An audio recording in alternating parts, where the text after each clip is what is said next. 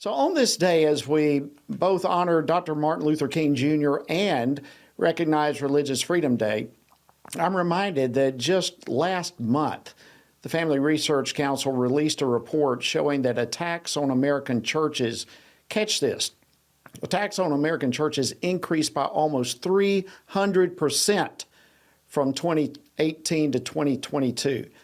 And these incidents included vandalism, arson, gun-related incidents, bomb threats, and so many more.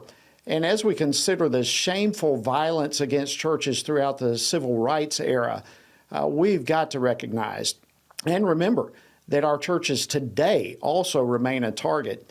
Joining me now to discuss this is the author of that report I mentioned, Arielle Del Turco. She's the Assistant Director at the Center for Religious Liberty at the Family Research Council. Arielle, welcome back to Washington Watch. Thank you for all the amazing work that you do. Good to be with you. Well, thank you so much. All right, for those who perhaps missed the report that we were just referencing, provide the viewers and listeners with a thumbnail sketch of your report. Yeah, so we looked at the last 5 years from January 2018 to September of 2022 to identify acts of hostility against churches. So that's vandalism, it's arson, it's any variety of gross things that we don't want to see happening against churches.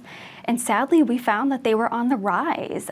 In 2020, just from January to September, there was nearly triple the amount of incidents that there were in 2018. So this is a very disturbing trend.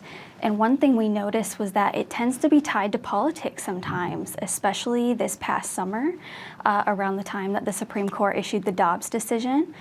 We saw a spike in acts of hostility against churches. Many of them were specifically abortion related. So this is something that's deeply disturbing.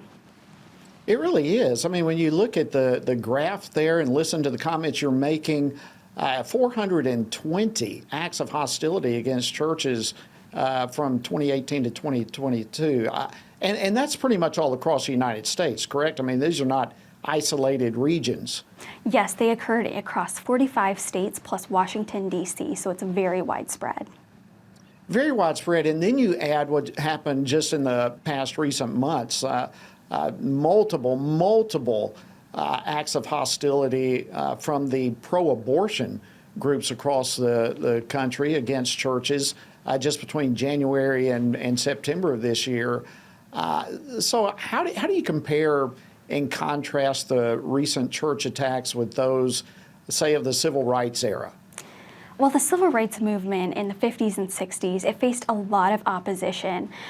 In the most violent, or one of the most violent attacks against the civil rights movement was a bombing against a historically black church, majority black church, where 4 girls died, 16th Street Baptist Church in Birmingham, Alabama.